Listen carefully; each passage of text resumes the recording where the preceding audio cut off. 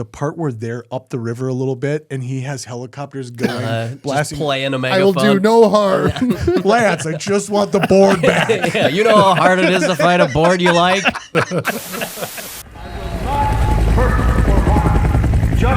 give me back the board, Lance. It was a good board, and I liked it.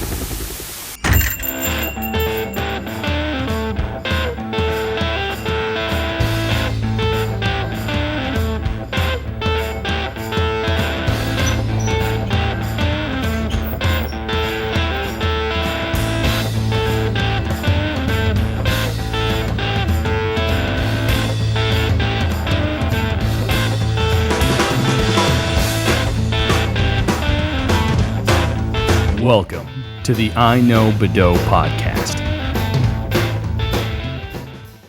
Hey, everybody, and welcome to the iKnowBadeaux Podcast coming at you from the Play and Trade Studios. I am Mayor Dave Badeaux, the city brainer. With me, as always, is my brother. Hoof-hearted. Oh, God, no. Hey, there's a sports bloopers thing. I swear to God, that might be on that. I swear to God. I was like looking through and was like, oh, my God, the Super Sunday. You remember that VHS? Oh, my God, our grandpa had the Super Sunday. Anyways, Hoof Hardhead. It's the name of a horse. Who farted in the winner's circle? A hard head? Yeah, I thought it was hearted. Oh, maybe. I always thought it was broken. It's hearted. Yeah, I always thought it was Hoof-hearted. Yeah, I always thought it was hardhead. Maybe not. Could be either. Colorado co-ed, toast a dozen on the inside. Quester's jet. Who farted? Who farted on the outside? It's close. Anyways, Gabriel Johnson, save us from ourselves. Can't do, Dave, but I'm happy to be here. Well, I appreciate it. Hey, look at who's over here. Hey. Whoa. Don't call him Johnny Ringo.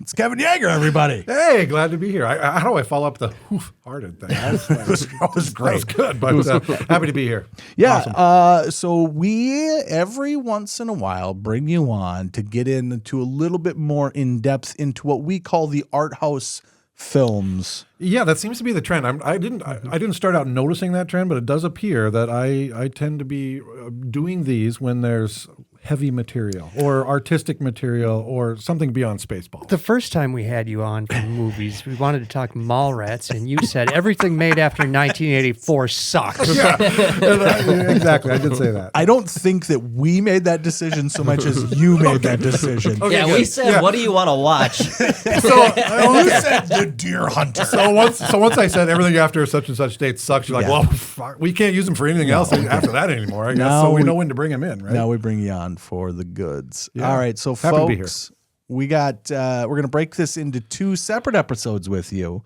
But should we go ahead and get started? Let's do it. And now we're pleased to bring you our feature presentation. So we have taken the time to watch 4 films. We're going to have 2 episodes here with Kevin Yeager. We have broken into 2 films apiece. The reason why we've done that is, I'm not going to lie to you, these movies are very, very, very, very, very, very, very, very, very long.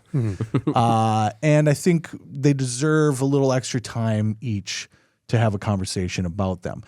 I think that they're all very interesting for various different reasons, but there's also some very heavy material that we'll be talking about. So maybe just trying to lighten it up a little bit with some breaks and whatnot is probably a good idea. Yeah. So the movies we are going to talk about in the next 2 episodes are going to be First Blood, Apocalypse Now, then Deer Hunter, and Moonraker. 2 very fine pairings that I think anyone would have a wonderful date night. Right? If you want a 7-hour date night.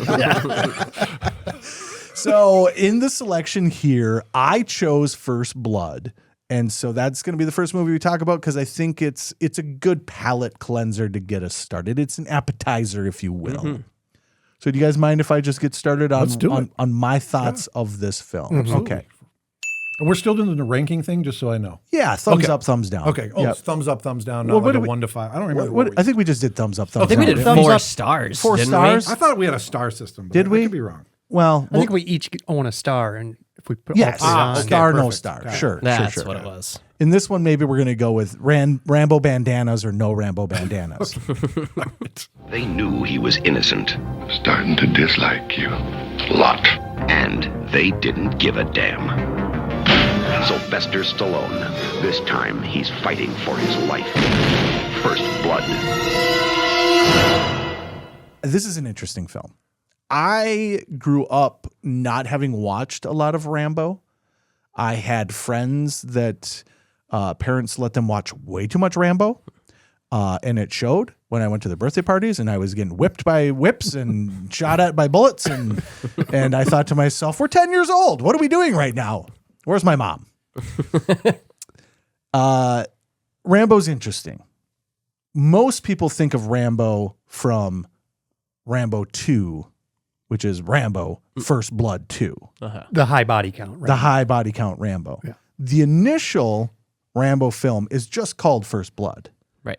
And it is based off of a book that had been around for a really long time. I think this is interesting. And the reason why I wanted to talk about this is because as we talk about chronological, and that's really what this is. These are the films from 1977 to 1983, the Dave Badeaux decade, if you will. And I think it's a good story of where we get into after this. First Blood is a film that kind of like is still dipping its toe into that 70s film, but yet kind of wanting to get a little bit into what we think of as the 80s films. First Blood 2 is full-blown 80s action. But the first Blood movie, the first Blood movie is an interesting tale about a guy coming back from Vietnam and getting hassled and very quickly getting into the woods and just killing people.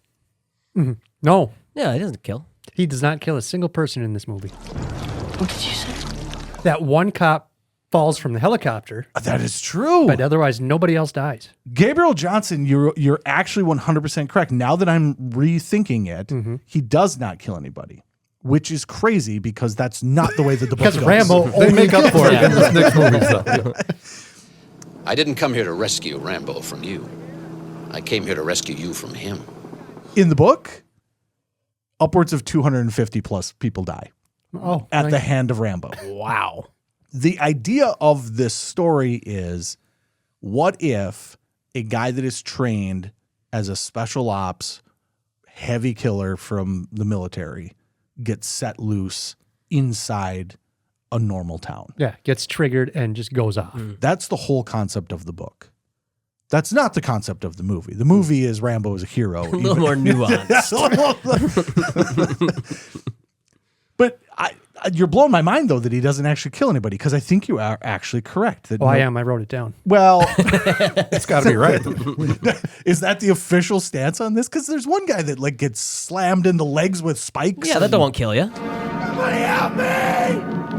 Help me, Will! Just a little booby trap. There's a lot of maiming, not necessarily killing. So it's- Yeah.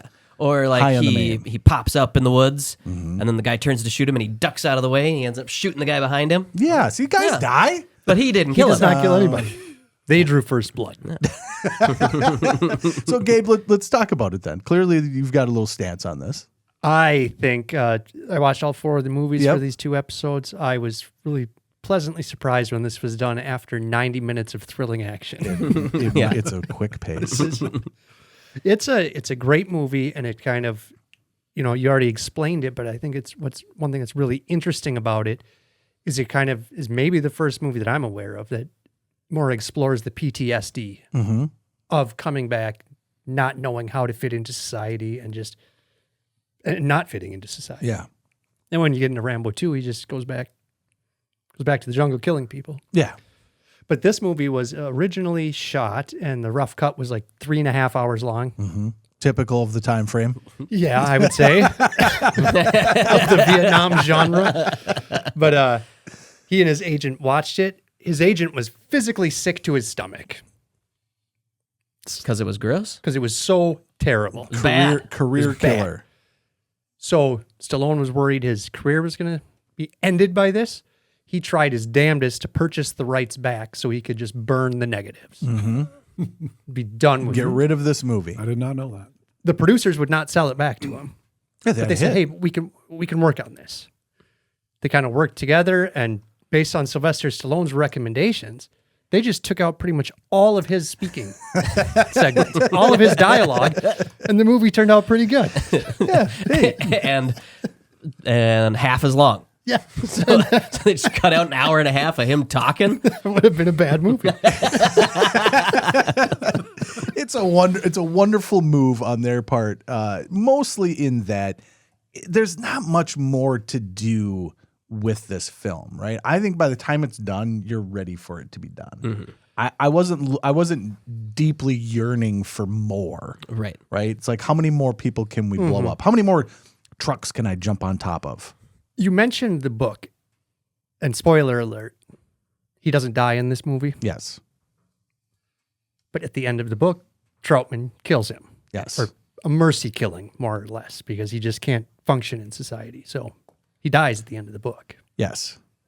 Yeah, and the book is interesting because the book is actually written so that, and at least this is what the author had said. I have not read this book, so I have no firsthand experience of it. But from listening to the author talk about it, he says that. How old's the author? 250 years old? No, the book came out in 1972. Oh, okay. Yeah, it's not that old. But he said that each chapter is written from the perspective of Rambo and then the main. Is it a sheriff? I think it's a sheriff. It was Big Tom Callahan, yeah. Yes. Sheriff Will, isn't it Will? I just had it up and I actually pulled it down here. But yeah, it's an interesting concept in that in a book you can have the internal dialogue and you can show the conflict within Rambo himself. Real hard to do on the screen to show that internal conflict. So the thing that they did was they turned him into a hero, essentially. They took a character that is not a hero and was never written to be a hero. And they made him a literal war hero. Yes. Yeah, he was, Congressional Medal of Honor. Yeah, they did it kind of interesting in the movie when they were kind of harassing him and in the police station after they first arrested him. They were showing like the flashbacks of him, remember being tortured and everything. And then he kicked like 30 police officers' asses and got to the mountain. Didn't kill any of them, though. In that scene, though, he did break one of their noses. So the one cop who has a bandage on his nose the whole time, it was actually broken. And coincidentally, the exact same thing happens in the exact same part of the book. Oh, really? So he accidentally broke this guy's nose at the exact same time his nose was supposed to be broken. Also happens to be the character that you have the least amount of sympathy for because that guy's an absolute prick. Yes. Yeah, the story that kind of bred a little bit of that was there were instances of this type of thing happening where, the police would have those types of brutality towards an individual just coming through. I think there was a story that the author read that this group of officers basically stripped down this dude or multiple dudes and just left them, just drove them out of town bare naked and hosed down and just dropped them off. And that kind of idea spurred the two together. What if, and then here's what leads to it. What if you pissed off this guy that could kill all of you? The wrong guy. Gotta love the jumping on the motorcycle and taking off.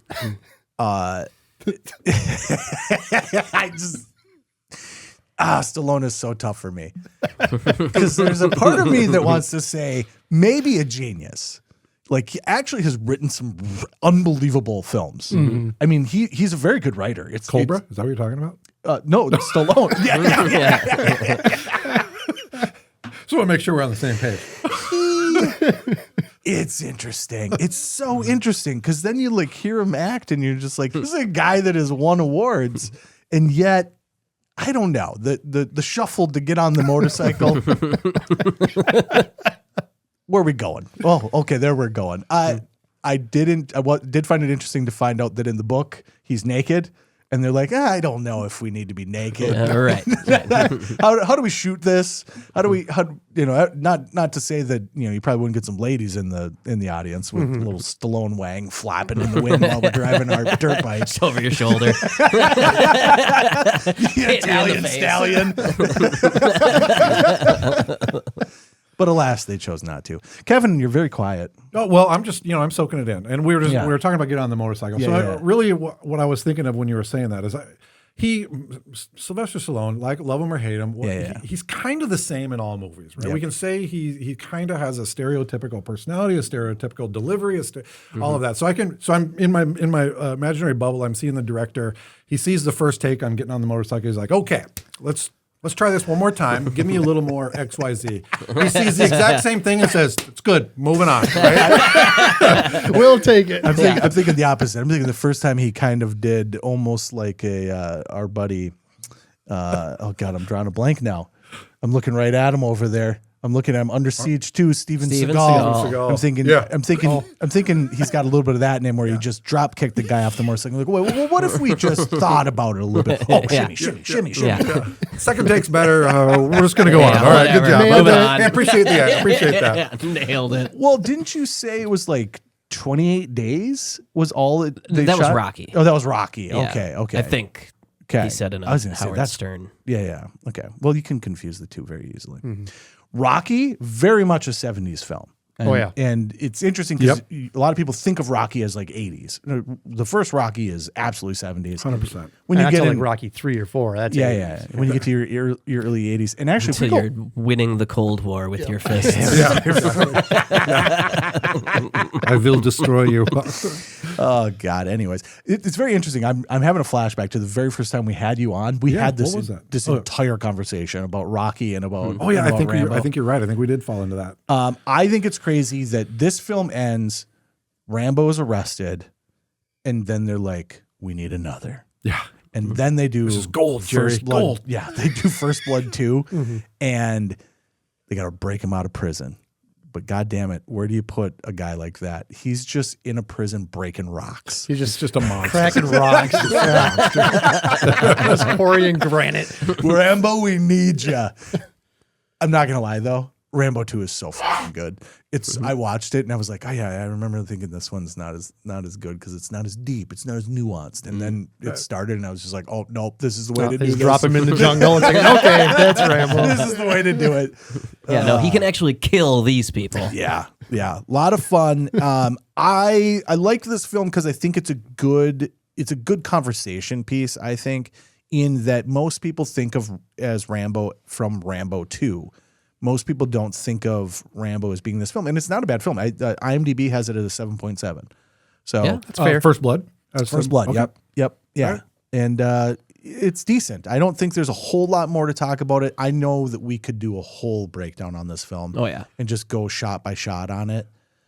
I want to do one. Okay. I got one too. Okay. So this guy is the most lethal weapon on earth. Oh, right? absolutely. He can survive anywhere. He can eat things that'll make billy goats puke. Yes. Right? Nothing's stopping this man. He is just a survivor. With a man who's the best. He gets in the mine shaft that they collapse.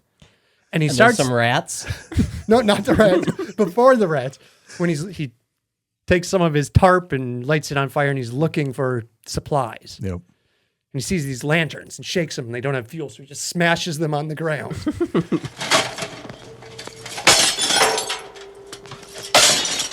And then keeps looking and then finds the fuel. So he just has to keep using his tarp on the torch the whole time. Because he smashed the lanterns.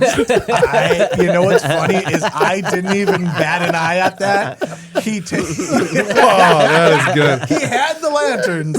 I was just like, yeah, he's just looking for fuel for his torch. Why wouldn't you just keep having a torch? You're in a cave, Gabe. Yeah, A shot looking back to the lanterns would have been great. No, he likes the torch. He was hoping that there was fuel in the lanterns. When there wasn't, the lanterns are useless to him because he's a torch man. He definitely is a torch man. And he's strangely afraid of rats. The lanterns wouldn't have caught the wind, right? So he's using the torch to guide him through the tunnels. Yeah. I will say this, though, that the other thing about that is that he had to keep taking pieces of his cloth, which he didn't have much. If you remember, he just has a tarp. Just a little poncho. And so he's having to take pieces from his thing and wrap them around the torch. He has a torch that is at some point going to expire. The lantern probably was the smarter decision. Real quickly, the highlight to me, Yeah. the other John Williams. This is Jerry Goldsmith. This is the guy that did the score. I've heard of yes. this guy. He did Star Trek. He did Aliens. He did Gremlins. He did Okay. Tora. He's done huge guy. So how they talked him into doing this, well, and you're maybe getting the tenor of what I think of the movie. Yeah. It's a good movie, right? It's an action movie, right? It's a You got a 7.7. protagonist. You got an antagonist. You spend 10 minutes on this guy, 10 minutes on this guy. Okay, you guys go duke it out in the woods for 2 hours. Yep. We'll see you at the end. We'll go get pizza. Yeah. Done. That's how I have the movie. Yeah. I But the will score's fantastic. The score is fantastic. I will say this. The part that I really enjoy about it is that they did a pretty good job with the guys that are chasing after him. They're just weekend warriors. Oh, when is it the The National National Guard? Guard, When yeah. they come in and they're like, I gotta open the store on Yeah. tomorrow. Shut up, Jerry. You're like, I'm not going in there. Like, that was what I felt. Yeah, in exactly. love. It's just Steve from up the road. Get your helmet. You That's- gotta go chase the It's killer. all fitting in correctly. 100%. That's where I fell in love with this film. And I was just like, yeah, that's exactly what this is. It's like, okay, we've trained a guy, pissed him off. He went into the wilderness, and then you're like, go get him. You go fucking get him. You go. You want me to what? Yeah, you're the idiots that did this. Send in the National Guard. No, I got a birthday party. I got a birthday party at 3:00 tomorrow. I'm not going. I love that. I've got to work tomorrow. Yeah, that was great. Oh, I really so liked that a good. lot. Open the pharmacy. That will conveniently be blown up at the end. So, and the film does a great job of rattling up to where, originally it's just him and a knife, and then now we're blowing things up with explosions. I like it. I'm a fan of this film. Oh, what the hell was that gun that he had at the end? 60 cal. Yeah, why wouldn't you? That's a monster. It's Rambo. What do you expect? And I love that it slowly just becomes an army. He starts off and he's a one-man army. By the end, he's literally a tank. Good, fair enough. Okay. Star, no star. Star. Star. Absolute star. Star. I think everybody should see this movie. Okay. Okay. I didn't think it was that funny though. Whoa. The gun shop with all the gunpowder. You were not laughing at that scene? I might have missed that one. I didn't get to sit down and actually watch this movie. I just had it on in the background at Play and Trade here. Gotcha. Not that funny, he says. I'd give it a star. It's just on the basic premise that it's an enjoyable action film. Is it a cinematic masterpiece? No. Is it incredibly moving? No. But it's a good action film. That's what I think of it. Okay, I'm going to give it half a star just to make sure we're not Oh, giving. wait a second. I didn't know Give we it a had half. half stars. Give it a half star. I Give it a thought half you either star. gave it a star or no star. Give it a half star. So we Okay, go I'd half give it a star? half star. You can go half star. I'm going half star then. He's going half star. I'll go half star as well. I'll go full star then. Okay, yeah, we Full got star. Okay, we got a 3 on that. I'll give it a half star because turns out I actually like Rambo 2 better. I didn't think that was the case. I fell in love with Rambo 2. My God. And by the way, I'm currently actively working on that little bit that we had because we did the conversation about toys and how they'd make toys for kids that were based off of films like Rambo and RoboCop. And then I found that clip of, Rambo just blowing a dude up with an arrow. So I put the two together with the commercial that starts off with "Imagine You're Rambo." Imagine you're Rambo with your fighting machine, ordered to take position 19. And it's a kid, we're selling this to kids, and then putting ultra violent clips of Rambo. Imagine you're Rambo. Kaboom! I have about 50 of them. Imagine you're Rambo. And I was just like, that's perfect. That's going to be so I'm actively working on just a whole series of Imagine Your Rambos. That's perfect. Nice. Yeah. That'll be beautiful. Force of freedom. All right. Our second film and our second film for this episode is going to be a little bit longer one, I think, and that is Apocalypse Now. Yes. Everyone gets everything he wants. I wanted a mission, and for my sins, they gave me one.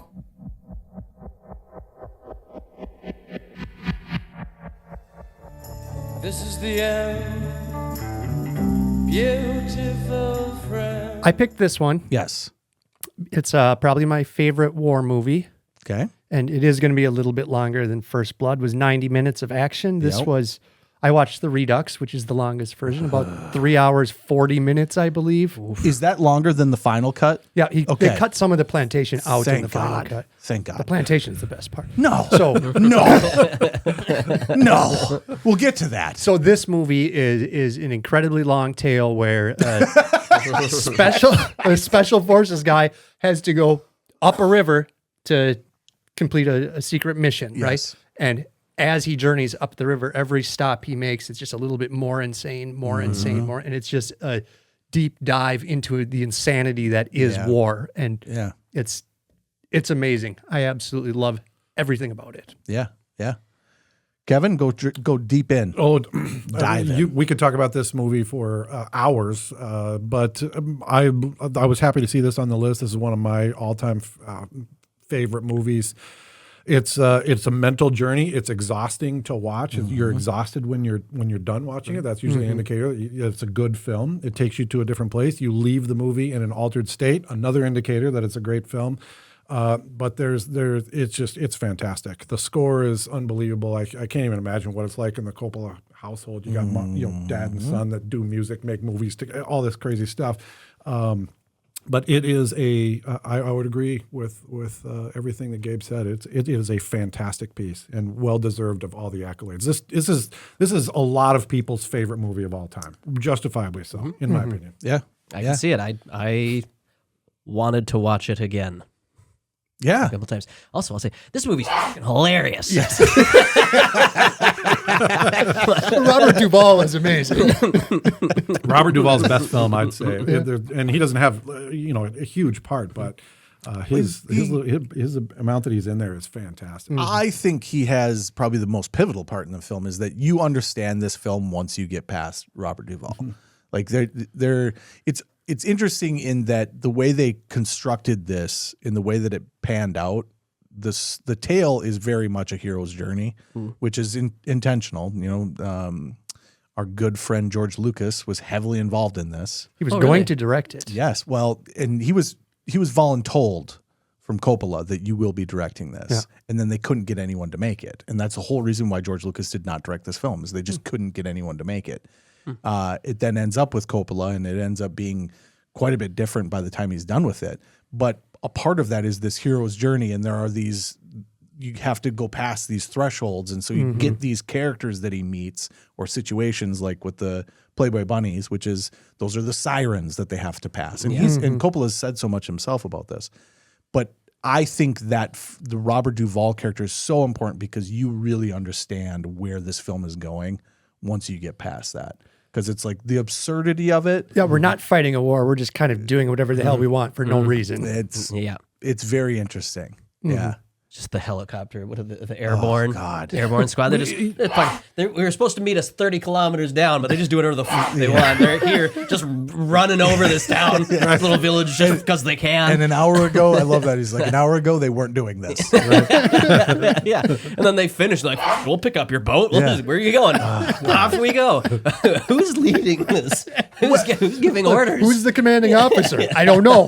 By the end, nobody knows. Well, and it's so interesting. It's such a great tale of war, and specifically the Vietnam War. Part of it too is that they, the whole reason why they have the helicopters that they have is because they could not get the U.S. government to allow them to do anything with any of their equipment because of the fact that you're showing the things that you're showing.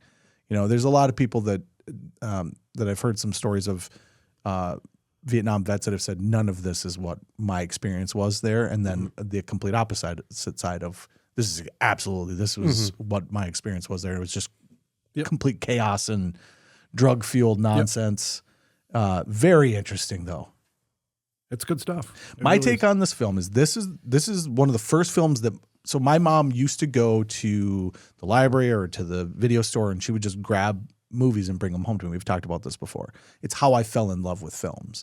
Is we lived out in the middle of the woods by the time I was a teenager, and Mom would just go bring home movies, and then I would just watch them. And she kind of got into trying to curate this films that I would watch.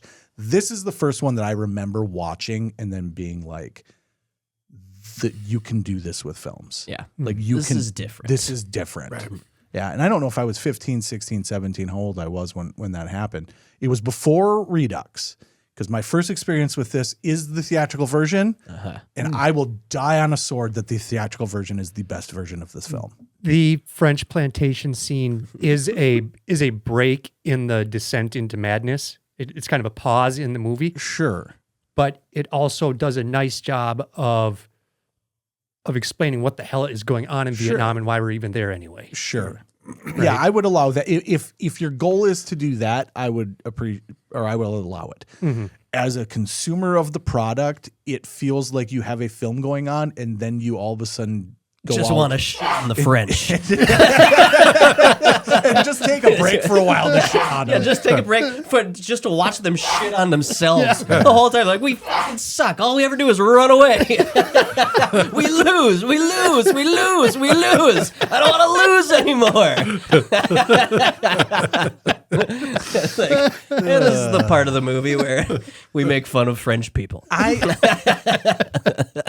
To be fair, if you were someone that moved your family to the middle of the jungle. Yeah, not without reason. The French do suck. Yeah, they did fail every time. And also, technically, these guys were like, you guys go do what you're doing over there. We're going to go do this over here. And then the world just changed and decided, no, you're not going to do that anymore. Yeah. I do like the part where they're just pretending that it's still 1950. They're just desperately clinging to opulent meals and drinks. Yeah. How? I don't know. It is the most interesting part of the movie to me in that it got cut from the film, but it didn't get cut because of pacing, which I would think would be the reason to do it. That'd be the only reason I would cut it. I would cut it for pacing. He didn't like the footage.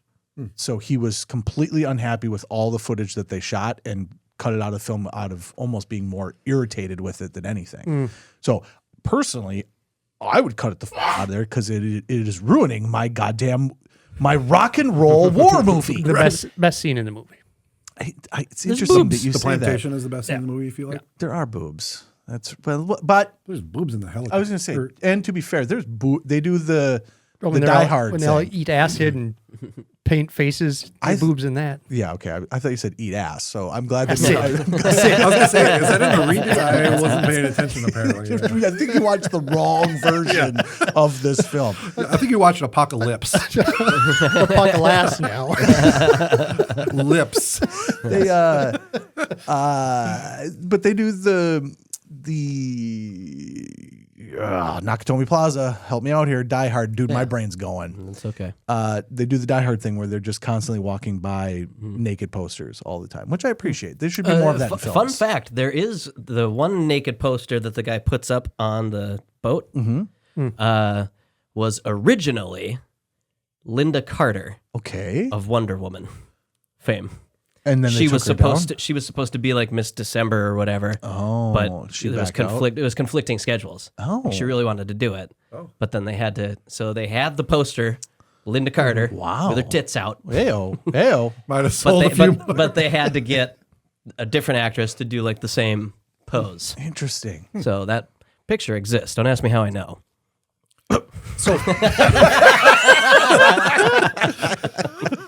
So filming took 16 months. They had planned on 6 weeks. Martin Sheen had a heart attack. Coppola went insane.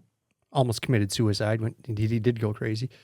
They because of a typhoon hit, the ruins in like the final scene, they built those ruins. Those aren't real. They look real, like actual real set design that you used to get back in the day, not the CGI slop they feed us nowadays. Beautiful ruins. And it was built out of mud.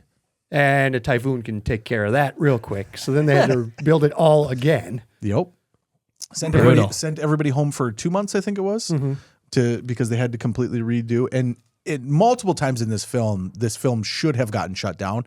But Coppola, and it was very interesting before we started, we had another clip playing that was about Rocky and Rambo, and producers back then would just take their films and then they would mortgage their homes against it. George Lucas, another example of that. You're just mortgaging your entire life on this. And Coppola has said, like, his idea with it was, I can always make more money, right? This is the Godfather money. He's like, I can always, as an artist, I can always make more money. His wife said the same thing. I will support him in this. And if we end up losing everything, I will support him in building ourselves back up. And that doesn't happen because of some asshole named Michael Cimino, but we'll get to that later. But that is the thing that's crazy about this is that there's multiple times in this film in which it should have gotten shut down and it didn't. And it's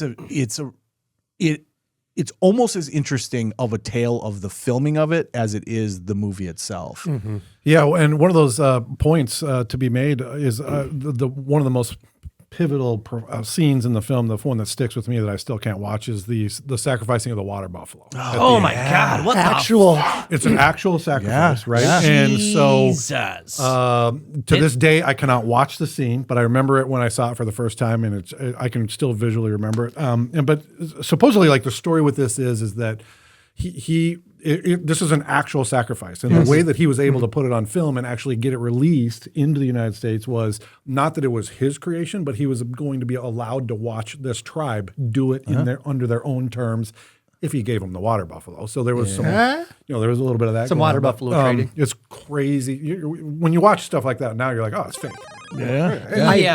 I looked very closely as this was happening because like the first strike is just like, how the f did they do that? Yeah. And then you keep watching and after like 4 or 5 hits, you're like, I'm pretty sure this is real. Yeah. Right. I had never even considered it being real until I was doing research for this episode, and I'm like, oh my gosh. Yeah. That is wild. So I included, so I watched the final cut, which I had never seen before, which came out a handful of years ago, which I do like better than Redux. I think Redux is too long. And then I watched Hearts of Darkness, which is the documentary, which is all footage. It's basically a documentary from his wife, I believe. I don't know if she's the one that actually did it. So I know that she had taken all the footage and it is her diary. And so the story of it is her telling her experience with it, with all the footage of him. The sacrifice happened. They were at the place. They did it. She's like, this is wild. I need to go get him. He says, I'm not interested in him. And he's in his like situation where he's like, she gets him to come watch it. And then he's so profoundly taken by this. Like, we will now put this on film. So you could argue this is like the whole metaphorical ending, right? This is like becomes like the whole metaphorical ending of the slaughter, at the end. It's crazy that it's on film. And, it's more wild to me that I was in the same boat that you were. That was just like, whatever. I just was like, oh, it's cool. I wonder how they did that. Right. You look at it and you think, how did they do that? And then you keep watching it and you're like, they just did it. They just like cutting the chicken's head off in Willy Wonka, right? That's a real thing. The what? When they cut the chicken's head off in Willy Wonka. Right? Oh, God. Yeah. I mean, that's one thing. Chicken just chop. Well, I agree. I'm just saying, it's not like it's This is like just slowly. It's crazy. Oh, yeah. Well, I'm gonna go out on a limb and say, I didn't like that. Not funny? Wasn't funny? That part wasn't as funny to me as the rest of the movie. This film is amazing. While watching it, and I've seen it so many times, there was a part where I like sat, because now as a movie viewer, we definitely consume movies less involved with them than we used to. You got your phone out or you're doing other things. And in most of my life now, I'm taking notes while I watch it. Right. And there was a point, and I don't remember exactly where it was, where I just like sat up and I was like, this is fucking awesome. Yeah. This movie is so awesome. Yep. And then the plantation part happens, and I was like, get rid of that. Cut that back out. Oh, so nice. Gabe's going to hate this.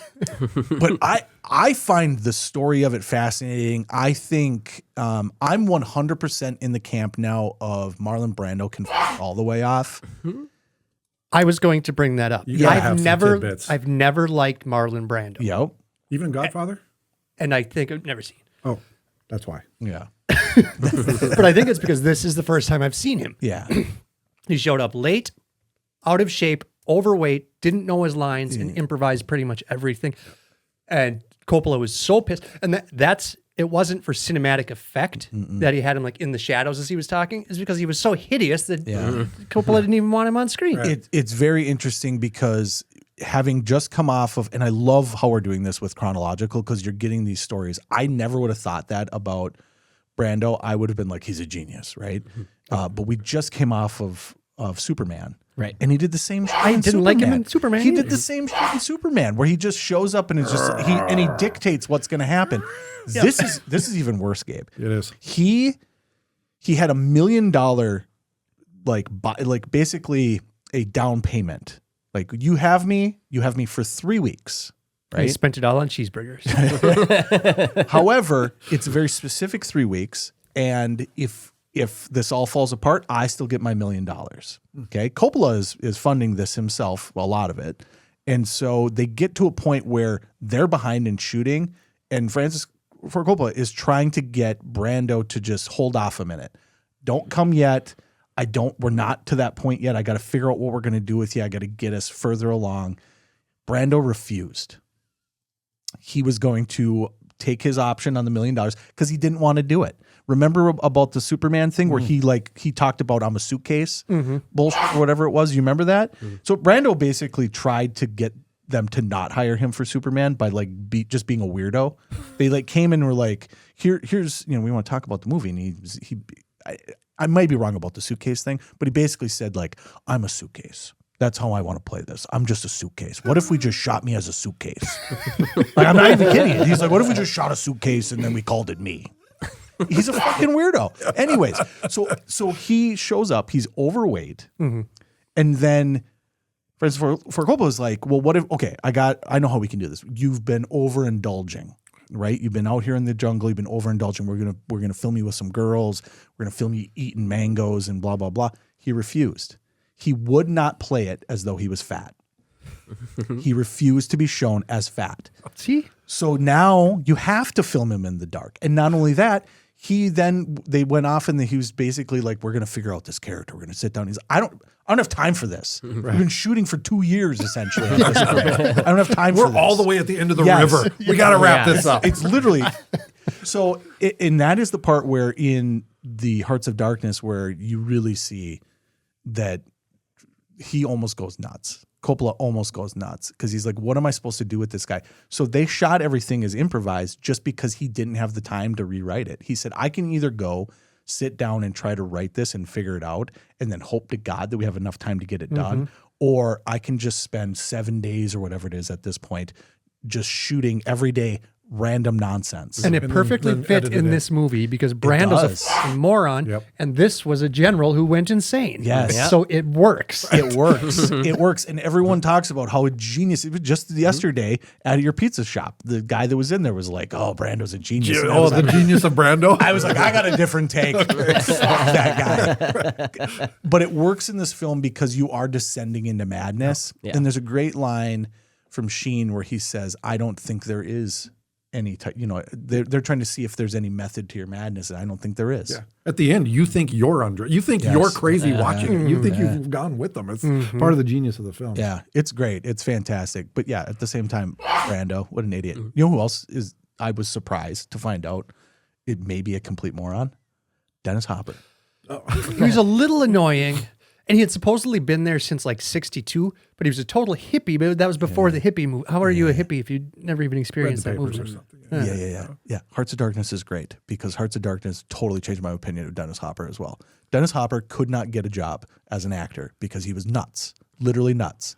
He shows up and is literally nuts. And there's footage of Coppola basically going, I can't fucking stand this guy. I can't stand this guy.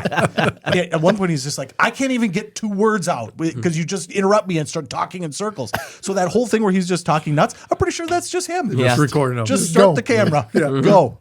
I mean, I have been afraid to even put Dennis Hopper and Marlon together because, Christ, I haven't figured out what Marty's going to do with Marlon. What happens if I got crazy Dennis Hopper in there? Don't know what else to say. It's a fantastic piece. Again, score is fantastic. A lot of people forget about that. And this is one of those movies that has a musical piece that forever is ingrained into every time you hear. Is it Flight of the Valkyries? Ride of the Valkyries. Yes. Oh, heck yeah. Every time you hear it, you instantly think of this scene. That's awesome. Yeah.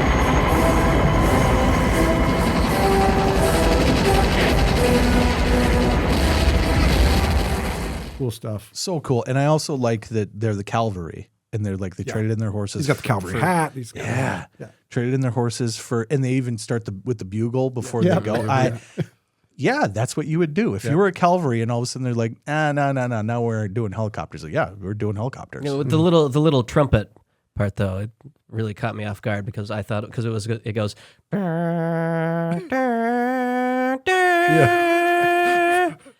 And I was waiting the whole time for it to go, but it didn't. That would have been way funnier.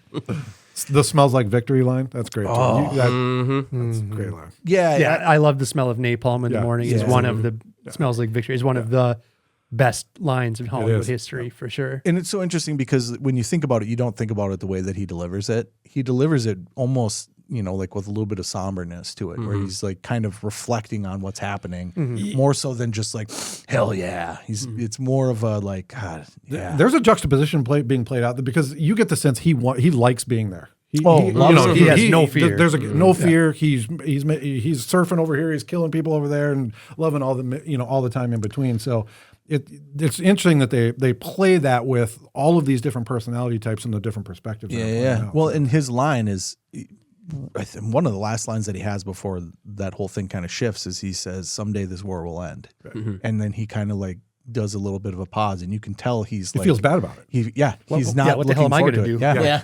He's like, I love this shit. Yeah. If I say it's safe to surf, it's safe to surf. Yeah. Any man who, what does he say? Like, he's going to give that guy water. Yes. Because any man who's brave enough to keep fighting while he's holding his own guts in, and then they're like, "Hey, there's that surfer," and he just throws it. He's like, "What?" Just completely disregards it. It's like blown away by the bravery of this man. Yeah. It's like, famous surfer. Oh, it's so good. His character is so good because he does that a couple of times too, where the child is being brought to him and he's all bloody. And so they give him a humanity. Right. But even the way he does it, he's just very like, give me that child. And then he's like, get mom too. Get it, go. Yeah. My favorite part of the film. So it's the napalm scene, right? I love the smell of napalm in the morning. He orders that we're going to blow up that whole tree line. They're getting ready and he sent the guys out to surf. They drop the napalm, and he does of course, the great line of, I love the smell of napalm in the morning. And then, of course, it ruins the surf. Yep. And my favorite part of the movie is when they are using that as their excuse to get the fuck out of there. Because like, we're never going to get out of here. What I don't know what you want this guy to do. You're going to send him out there on that? That surf's not good enough for him. And Lance immediately catches on. I was like, I'm an artist. I'm an artist. A surf artist. Martin Sheen says something there. I can't remember exactly what it is, but it's so perfect. It's perfect. It's so perfect. He's like, he can't. What do you think he's going to ride on this bullshit? Something like that. It's like, yes. It's so good. He has a reputation. We're going to ruin the man's reputation by sending him out there.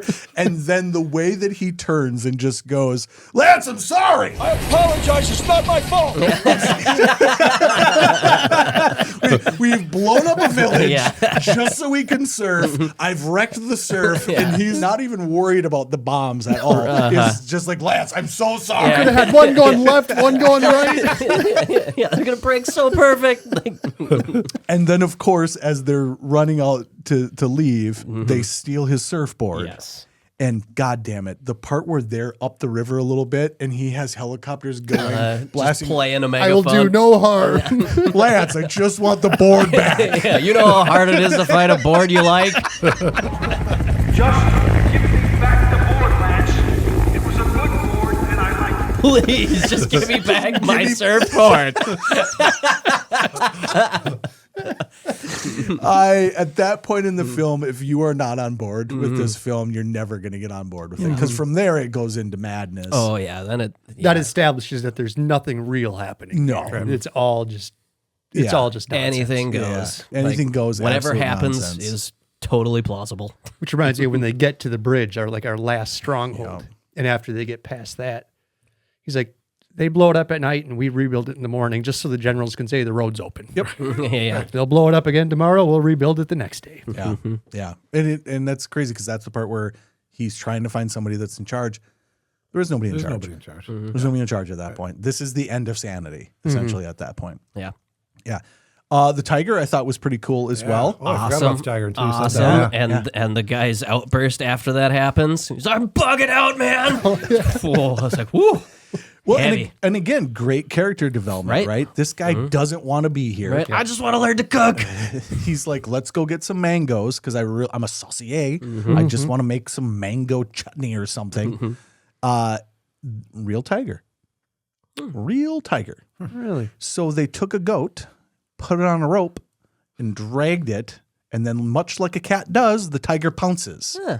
So if you watch it, like the T-Rex. Yeah, I was going to say. So they staged the shot so you've got the back of one of the actors, and I think it's supposed to be Martin Sheen. I don't know if it actually is, but they had them in that shot, and then they drag the tiger. If you watch, the tiger jumps kind of at an angle away from them. Yeah. So they did a really good job of it, but it's such a quick little shot. Yeah. You just see it pounce. You just see it pounce. Yeah. But I love that you're just like, we need a real tiger. Yeah, this CGI stuff. Let's do it real. Let's got make tiger? a movie. Yeah. Who's got a tiger? The guy that shows up with the tiger, half his face is missing. He's got a bunch of. Listen, the last one, you got me.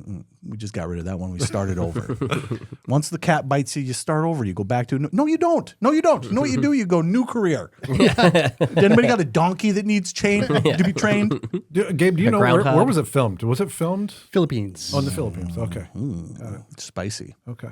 Yeah, because that actually, another film that started directly after this, by the way, Platoon, which I can't wait till we get to talk about Platoon in a couple of years. Also shot in the Philippines. Was that directly after this? No, it was quite a few years. It was like 10 years. It was about 10 years, yeah. Yep. Because it is then Charlie Sheen. Right, it's which Martin's is son. interesting. Yeah. Yeah. But another thing about Martin Sheen in this movie is sometimes if the light hits him right, he looks like Emilio Estevez. Dude, at the very beginning of the movie, it's like, Emilio? Other times when there's like shade on it, it's like, hey, Charlie Sheen. Yeah. Yeah, and I think I read something that Charlie Sheen was standing there or saw firsthand in a very close the water buffalo scene. And it's he talks about this on an interview that was like screwed him up. He'd been a pretty young guy. He was like right there. He was just within feet of the filming of it. Yeah, I believe I think he has said that he was there for like 8 months. Because on Platoon, when they went back, he's like, I had swore that I would never go back to the Philippines because it was so traumatic, that whole experience. Yeah.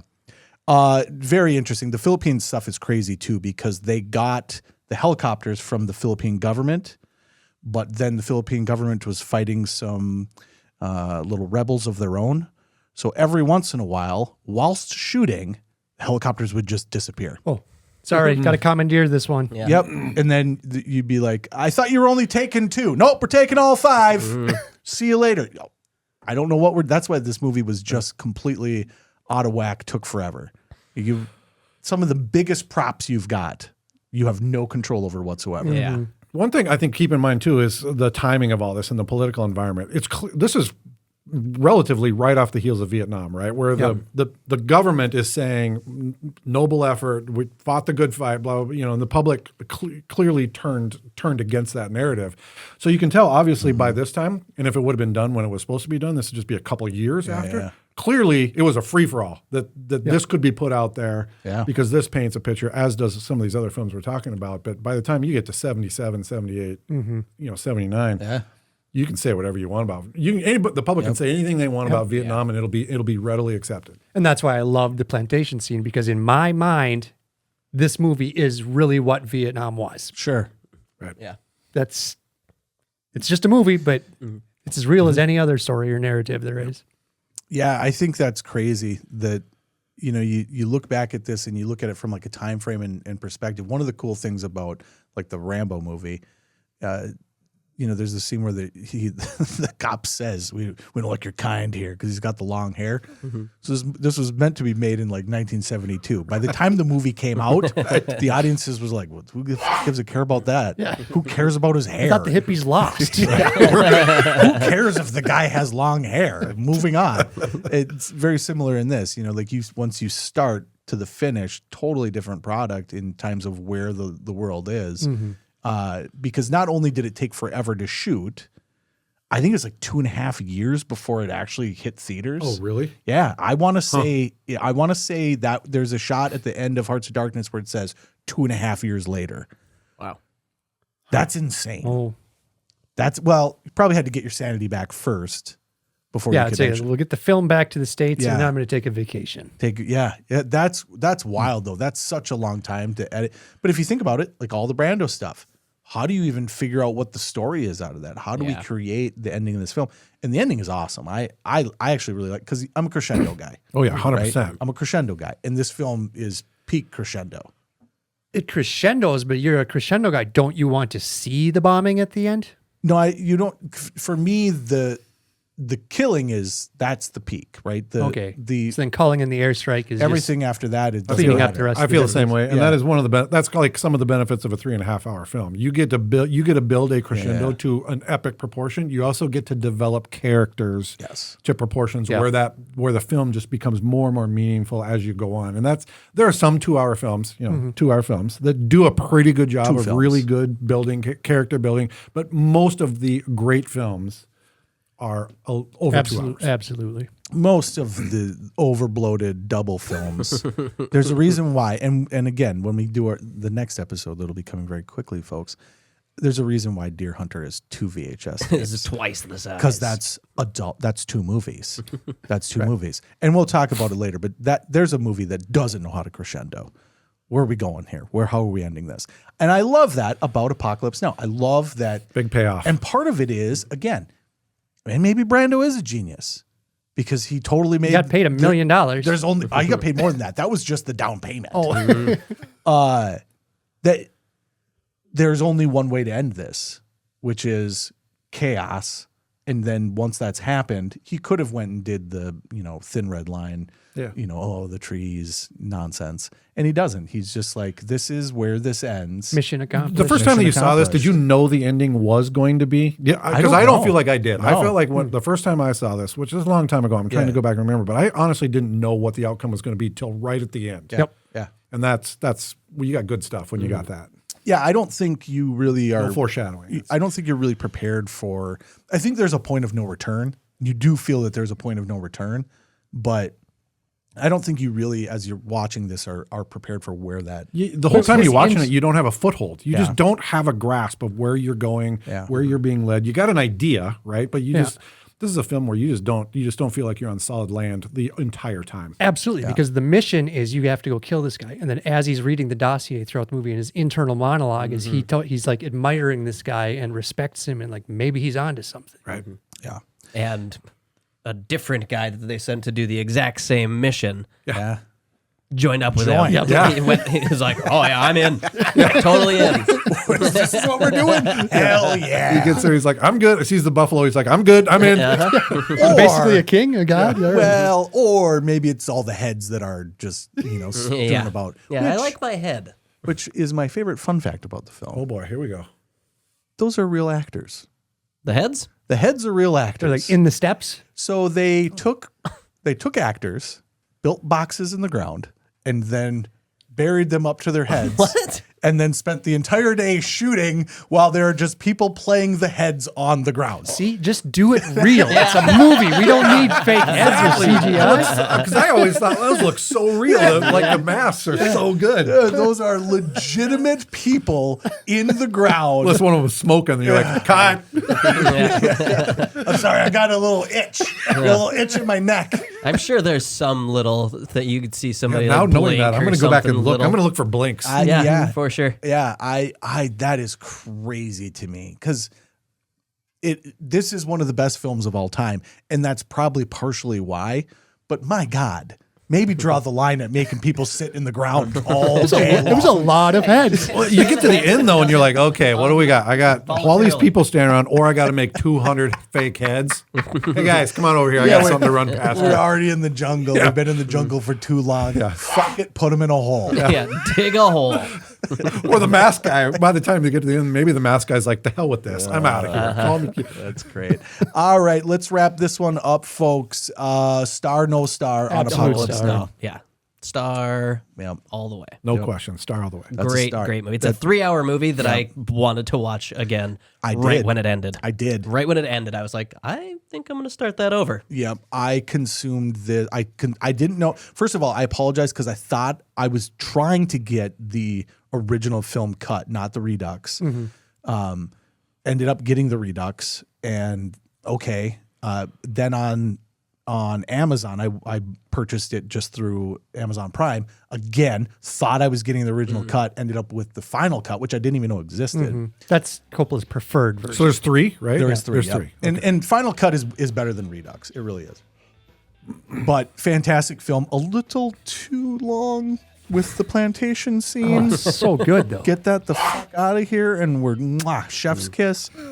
However, a great film. So that is 4 stars on that one, folks. Okay, we are going to go ahead and get out of here for this week. We are going to come back with Kevin Yeager and do 2 more films. Again, The Deer Hunter and Moonraker. Yes. Which I think is going to be a lot of fun. So thank you to the Boutros. Yes. Thank you to the Councilman. Thank you. And thank you to the other councilman. Yeah. Has that been said? I don't know that has been said. Also on the city council now? Yeah. This is almost a city council This is an official meeting. Yeah, exactly. We're for nibbling the away city. at quorum issues here. Yeah. What's opening up for city work? Yeah. Apparently. I hope you shut off the lights soon. And with that, we're done.